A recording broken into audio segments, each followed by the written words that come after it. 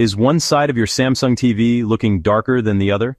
This is a pretty common issue, and you can usually fix it at home without calling a technician. Let's go step by step, starting with the easiest fixes first. First, try a quick power cycle. Turn your TV off, unplug it from the wall, and wait at least 60 seconds. Then plug it back in and turn it on. Believe it or not, this simple reset clears out small glitches that often cause display problems. Next, do a soft reset. Unplug your TV again. Then, find the power button on the TV itself, not the remote, and hold it down for about 10 seconds. This drains any leftover power and resets the internal components. Plug it back in and check if the screen looks normal. Now, check your external devices. Sometimes the issue isn't the TV at all. It's the cable box, game console, or even a streaming stick. Power them off, then turn them back on. While you're at it, unplug the HDMI cables and take a look at them. If they're damaged, replace them. If they're fine, plug them back in tightly.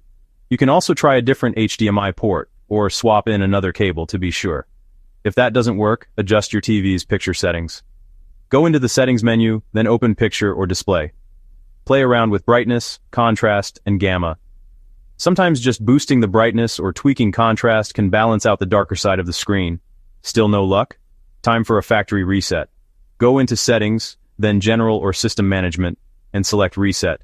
Keep in mind, this will erase your custom settings, so you'll need to set everything up again.